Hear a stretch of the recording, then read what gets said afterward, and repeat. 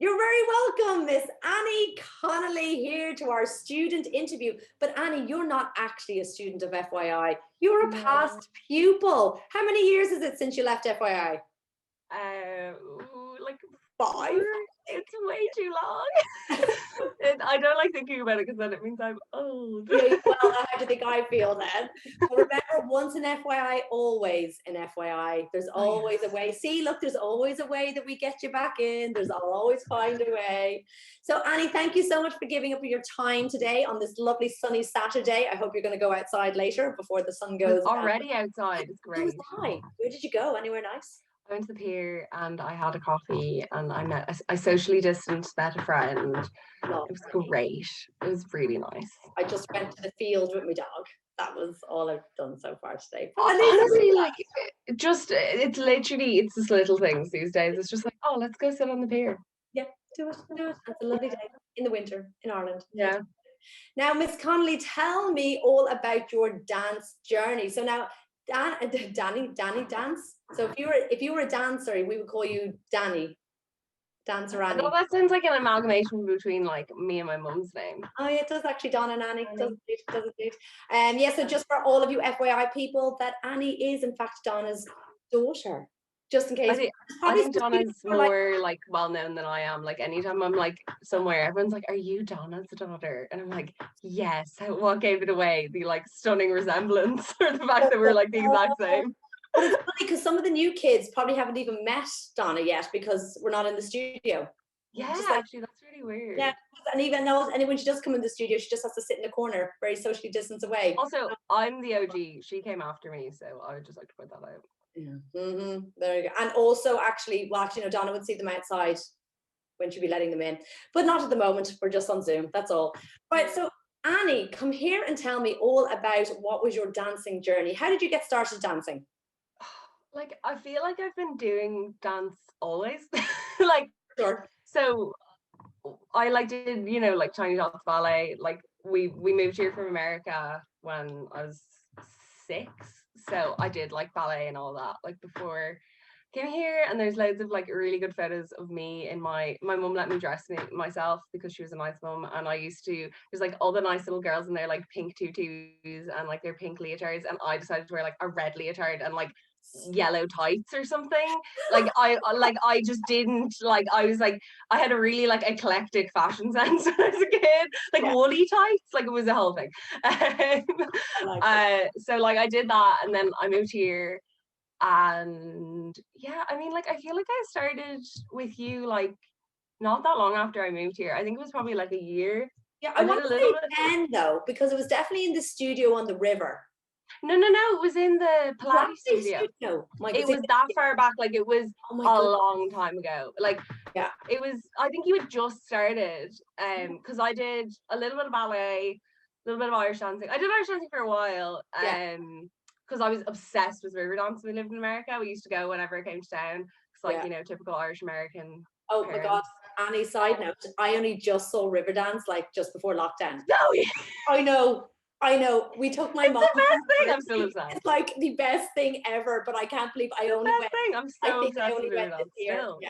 Yeah. I thought you probably really enjoyed like the tap dancing bits and everything as well. That was always my I favorite just bit, like thought the the tap whole dancing thing bit. was It's stunning. I amazing. just thought the music, and we got bumped. We were in the Three Arena, and we had those like tickets in the rafters, and they're like, "Sorry, we need like 13 people to move to the front," and we were like, "We're in there." And they moved Yeah, right down to behind the camera people. The photographer was sitting in front of us, and we were just like this, like that's they were amazing. like, And like I always saw it in the Gaiety when we moved here, and it's such a small theater that like it blows your socks off because it's such like rhythmic and everything, and you can hear it so well. And literally, like it like hits you. yeah, But we used to always go see it whenever it came around to San Francisco. So when we moved here, like immediately I started doing Irish dancing. yeah. I'm so I sorry. did that for a while, but like I feel like the only like dancing I actually stuck with was with you. But like that might be like slightly to do with my mother because she used to get in fights with my other teacher. In there, I'm like now, exposing. This please. whole interview is going to be exposing Donna. Yeah, yeah, But she, like if you ever know Donna, she like fights for her kids. Like if you're yeah. mean to No, her kids, she yeah. gonna she gonna come for you. So yeah, like I started with you when I was like 7, 8, like 8. That would have been maybe. the Pilates studio. Yeah, I was really little, and then I stayed dancing with you until I was 18 and left for college. You went to I college. mean, like I was in your studio like at least 2-3 times a week, pretty much from like 10 to like 18. Yeah. Like I feel like you have raised me, to be honest. Fantastic. That's how you did so well. You should tell everybody what you do now, because I'd like to take some credit for it. So then I went to school here, like went to the big convent on the hill, and then I went to UCD and I did law and politics. Law and politics. Yes, after I left yourself and Donna cried. We all cried, Annie. I went into my Donna bawled. I was like not expecting that. I was like denial mode. That's just what I do now. I just go into denial mode. I was like, I feel like I was like the first person that left that you had had since like a baby. Like there was people that you'd had for a long time that left, but like I was a baby, and like I think we calculated it was like 13 years or something. Yeah. Altogether, it was a ridiculous amount of time. Because I started when I was 10. Yeah, so then I went to college, and I don't really dance anymore, but like I feel like I still I had like a little bit of a growl like came back like during lockdown. Like I started doing like I think there's loads of like ballet bars on like YouTube and stuff, and I was like, this is still in my body. Like my body's like, oh yeah, I know this. Like like it's so funny. Like like the muscle memory stays with you so much. You're like like I know this. All those neural pathways are there. Yeah, so like I went and I did a 4-year degree in law and politics, and then I actually graduated just there on a virtual ceremony in September. So now I'm working. I'm a legal intern with the Federal Defender Program in Chicago, which is I'm supposed to go there this summer and do the internship. I got like picked from like my like the Southern School of Law in UCD runs has like a connection with the program, and so basically they are, if you can't afford like representation in the federal criminal courts in America, they are like the people who are provided to you. And so like I've been working on a lot of like criminal cases and stuff like that.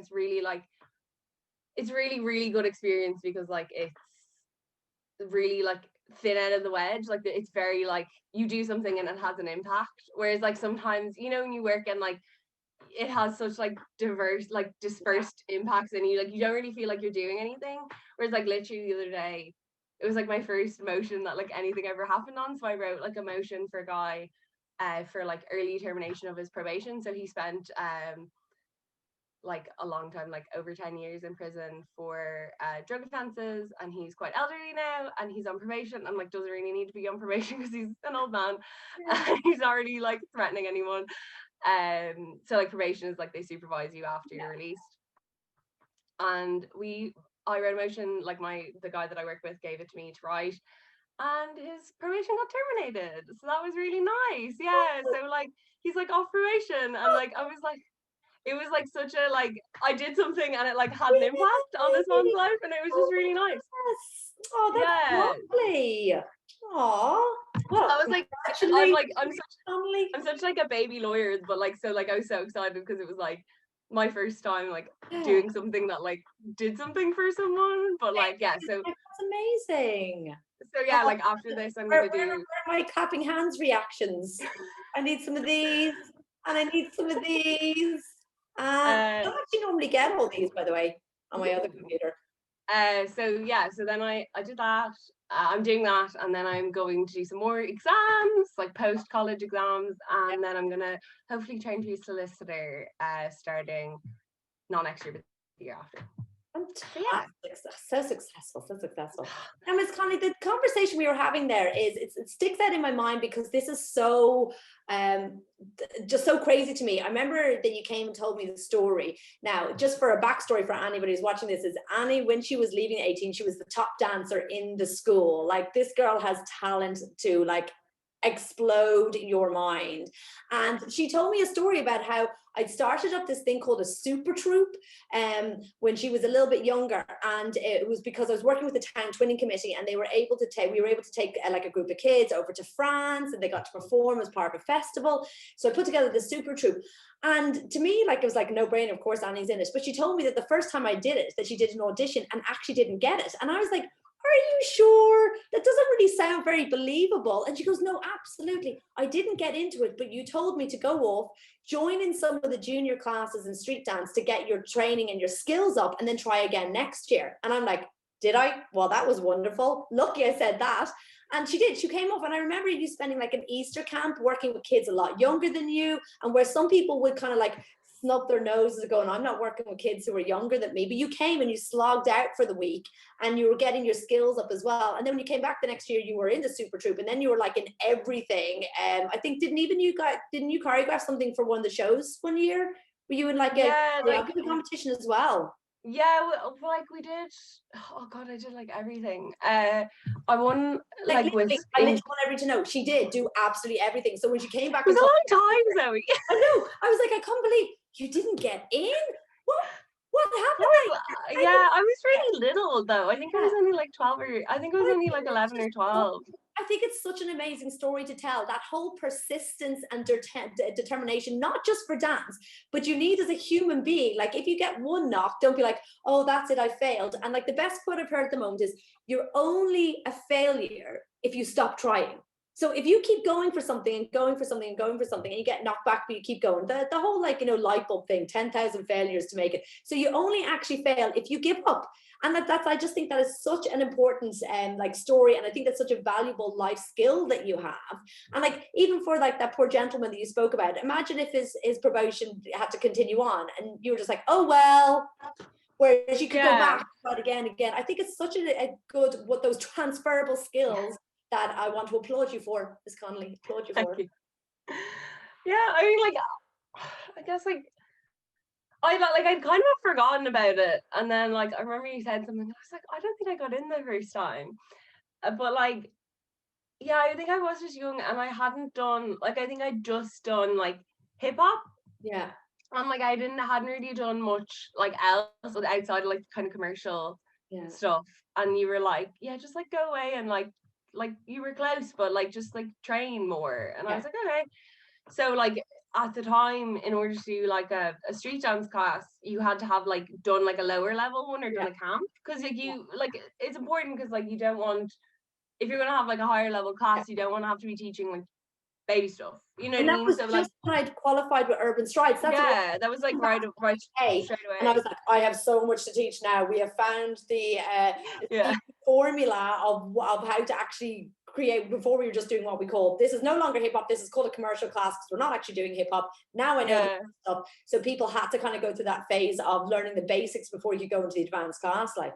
Yeah, so like I did the camp, and it like, there was like a lot of little kids. I was kind of just like, the whole week I was like, oh, it's okay, you get there. Like, it was 1 week, like it wasn't too bad. It was just like, it was, when you're 13 and like the last thing you want to be doing is like hanging out with little kids, you think you're so cool. So like I did that, and then I took the street dance class that year, and like that was like I remember there was a few years there where there was just like great like classes, you know what I mean, like just the group of kids like in the class, like I think we all just really like pushed each other on, and you guys like as I got each other, like there was like like as I got older, there was kind of like a core group. There was like me, like Dara, Leisha, like Aoife as well, like we were all just like together, and like there was a few other girls who were like, but it was just a really good group, and it like kind of just all pushed each other on, like we were all kind of like trying to learn new things all the time. And like none of us me on as a teacher then as well, so I'm very thankful for that. So like, and like as well, I think sometimes when you're that age, you're trying to seem like you're too cool for things, and none of us had to pretend like we were too cool to like learn new things and stuff. Like none of us were afraid of like showing that we were like really interested in this, like to each other, I think as well. Like, because it's a bit difficult, like when you're a teenager, like you're trying to be cool and like trying to fit in with everyone. You don't want to show like eagerness is like, can sometimes be like taken for like a weakness, you know what I mean? And like, so I think we all just like weren't like afraid to show each other that we were like interested in this and like wanted to do it. So we really like pushed each other on. And then I got to go to like you like accepted me onto the super troop. No, you and, earned your place, Annie. You earned your place. There's no acceptance. and I got to go to Montigny twice, which was so fun. I was looking back on those videos like a couple months ago, you know, because I've been like home and like stuff's around and like mom was like, oh my god, look at this. And it was just, I just remember it was so much fun, and like all those photos of us like at the Louvre, not the Louvre, at Versailles, and we're all like, we were so little and we thought we were grown up and cool and like going on this trip and everything. And was it Jenna came the first time? Where did you get, what, say again? To Montigny. Was it Jenna came the first time? I don't know actually. Oh, she did, because we stayed in the people's houses. Yeah. One of your sisters came the first time, I'm pretty sure. Jenna came the first time, and like all of us, and it was just such a throwback. Like, and I'm still like, the other thing is I'm still like friendly with a lot of those girls. Like if I saw them around, I'd like have a chat, you know what I mean? Even though we've all like grown up and moved on with our lives and like live all over the place. Like so but you make lifelong friendships in your dance. Like I am still lifelong friends with one of my dance friends, and it was funny because I did the same thing. Whereas I wanted to go back to ballet, and I'd gone to the modern when I was a kid, and my dance teacher said to me, "Well, if you want to come into ballet, you're going to have to join in with the younger kids." And a lot of people would go, "Oh, I'm not joining with the younger kids," but I was like, "Okay." And I was that kid who turned up, and they were all there in their beautiful Royal Academy of Dance gear, like their navy leotards and their pink tights and their ballet shoes, and I rocked up in like a hand-me-down, like pale blue, obviously from like 3 years ago, leotard, no tights, just a leotard, no tights, and we're doing our skipping around a circle, and all I can think is like, where does all this gear come from? So like me and my red leotard and my like woolly tights at my I had to say, I had no tights. I just had like hairy kid legs or something like that. I didn't even have tights.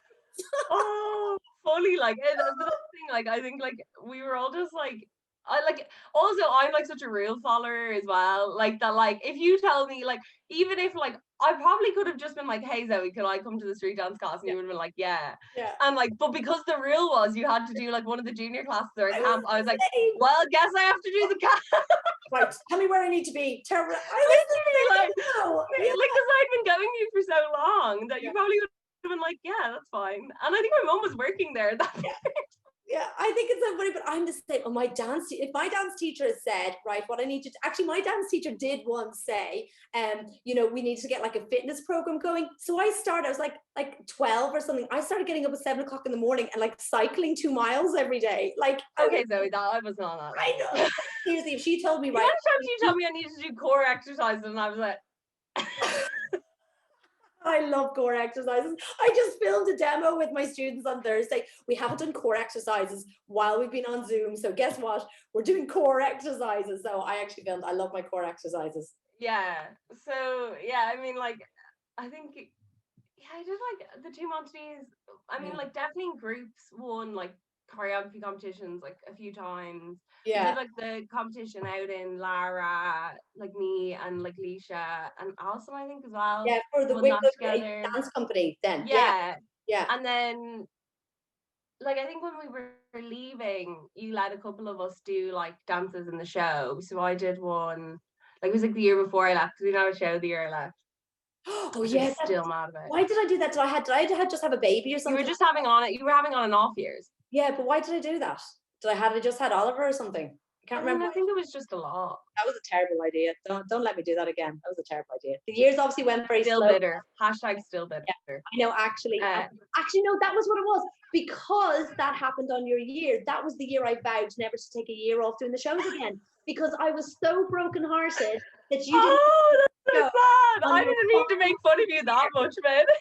I know. Oh no, I honestly do like these things. So I was like, I felt so heartbroken that for whatever reason I'd made a decision not to do the show. That was your last year, and you were never going to get to do a final. I was like the only person that graduated that year. There was barely anyone else. I don't think. Maybe Rosa as well. Yeah, I think it was me and Rosa. Rosa came back for an extra year. Yeah, and then Rosa came back. I was the only person who left that year. So like, but it's the same as this group. This year I had like 4 kids who've been with me for over 10 years, and they didn't get to do their final show. And the whole way through lockdown, it just sat with me and sat like 4 students, and they have been with me since they were like, as long as like, you know, since they were little, and they didn't get to do their final show. I tried to convince them all to come back for another year, but they didn't. But maybe if we get to do a show next year, I might just call them up and just say, just hey, come back from wherever you are and do something with me. Well, like, just even have them come back and like give them flowers, just like, yes, you know. I sent them presents. I posted them out presents to wherever they are now, because I was just like, I was just so sad that like I've had them for like 10 years, like since they were like 7 to like 17, and then never again. Like, that's not fair. It should not be. That's so unfair. It should be. I'll find a way. You know me. Like, remember Dawn tried to leave. Dawn's never been like, no. I'll just keep bringing her back. Like, Dawn, I've thought of a new thing that we can do now. Come back again.